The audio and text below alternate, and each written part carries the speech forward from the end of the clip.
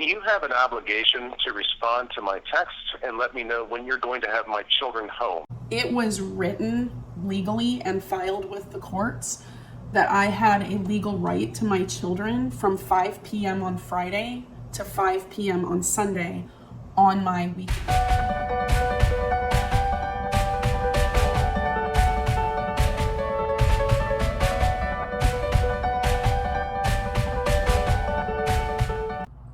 Hi, Jenny Yoder here with Healing Grounds.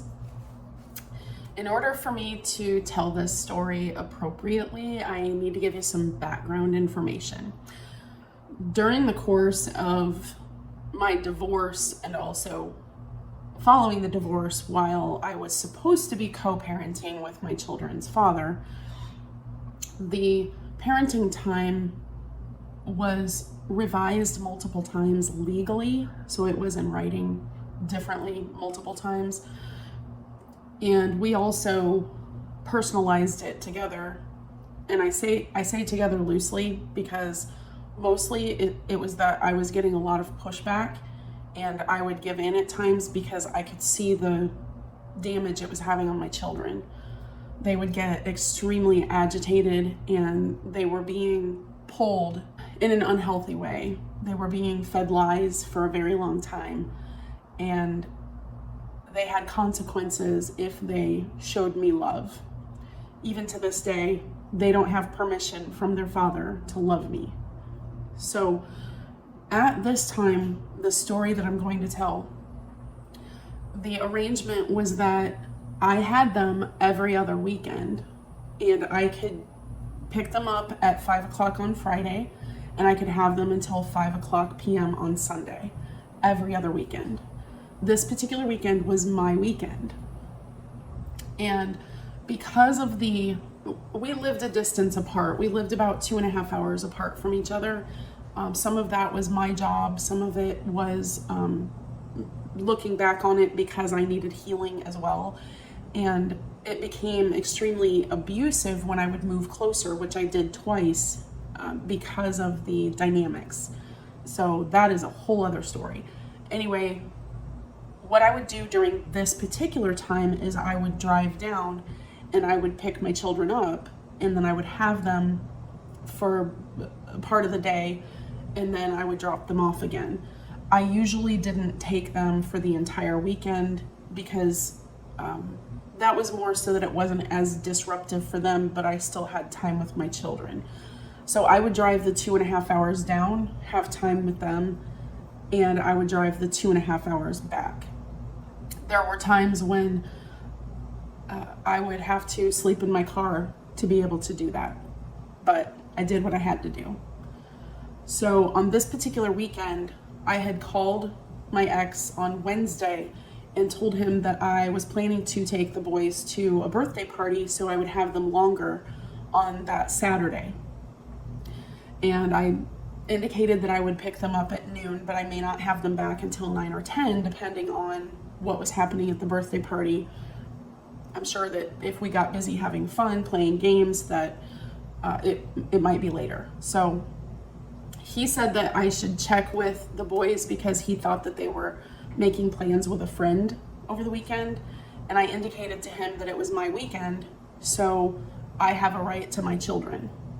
And I was still going to talk to my children about it. That was the plan. So I asked him to have them call me. They didn't call. I tried the next evening and they didn't answer. So I thought, well, I'll just tell them when I pick them up on Saturday.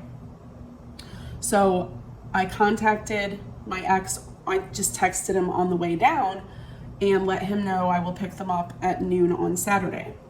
So I got to the house and he said that they needed to be back by 4 o'clock because they both have friends coming over.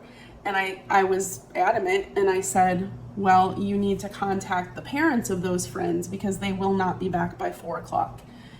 And he got aggressive with me and said, they will be back because they have friends, they have plans, this is what they want. And I said, well, on my weekends, you need to check with me and see what my plans are because these are my children too, and I have a right to my children this weekend. It's my weekend. So it escalated. It turned into an argument, and this was all in front of our children. And the only thing that I could think to do was to say something to diffuse the situation. So when he said again, you need to have them back by 4, I said, okay. And he said, so will they be back by 4? I said, that's the plan.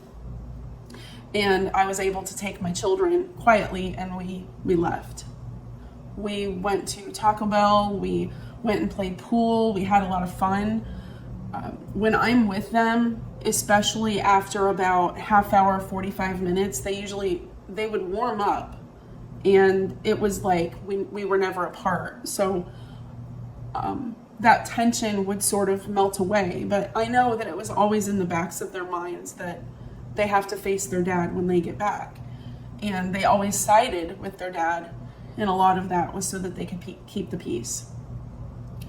So we were having fun, and we went to the birthday party, and when we were done playing pool, it was between playing pool and going to the birthday party, I texted my ex and I said, you need to contact the parents of their friends and let them know that there's no need to come over because the boys won't be home by 4 o'clock.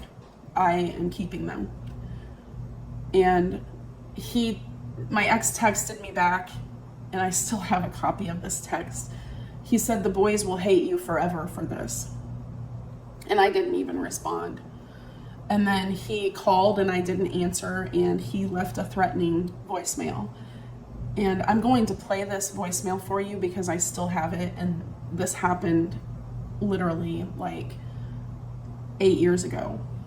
So I'm going to play this voicemail, and I want you to keep in mind that, again, it was written legally and filed with the courts that I had a legal right to my children from 5 p.m. on Friday to 5 p.m. on Sunday on my weekend, which was every other weekend. It was clear this was my weekend. There was no question of that. And this is the voicemail that he left me. If you can relate to this story, if you have your own similar story, I would love to hear it. You could make comments below or contact me in another way. I will have links below to my website and also free information. I'm building a community of parents. We are rising above this parental alienation and child estrangement.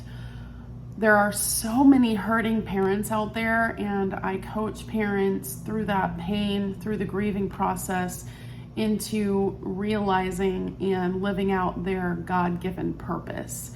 So there's plenty of free information on my website and down below. And it's $31 a month for the community of parents.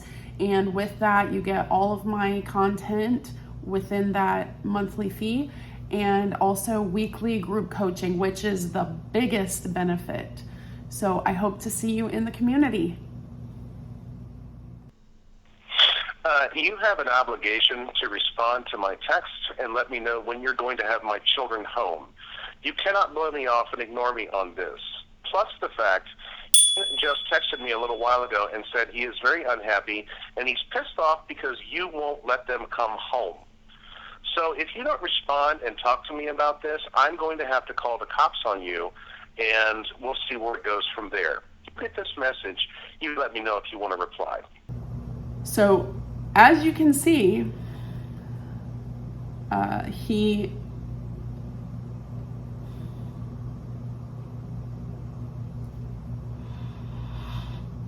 extremely controlling, manipulative. He uses urgency, guilt, threats to get people to comply. When I say people, I mostly mean me, because he doesn't do this with everyone. He does this with people that are closest to him. That's what narcissists do.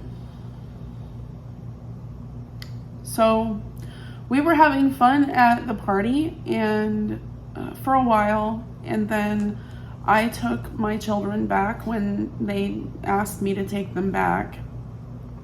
I don't think it was right away, but we had to take time to say goodbye to friends, finish up a game, or whatever the case was. And I'm sure during that time was when my oldest was texting his dad. I got them back just before 8 o'clock, so it wasn't even all that late. And when we got back, I made it a point to hug my children, and they would have been about 12 and 10 at this time. And the 12-year-old I hugged, and then the 10-year-old was trying to run from me, so I chased him around, and I trapped him, and I hugged him and gave him a kiss on the cheek, and he ran off giggling. So that just tells me that there's still love there. It's just, it's buried. It's buried beneath all that pain, all that control. And I just want to encourage parents out there, especially parents that are victims of parental alienation. There is something about that biological connection, and there's something about just keeping hope alive, because things have gotten better now. It's still unrepaired, but it's going in the right direction. My youngest just moved out to go to college, so I believe that there is a lot of change in the future, near future. So I want you to keep the hope, because it's so worth it.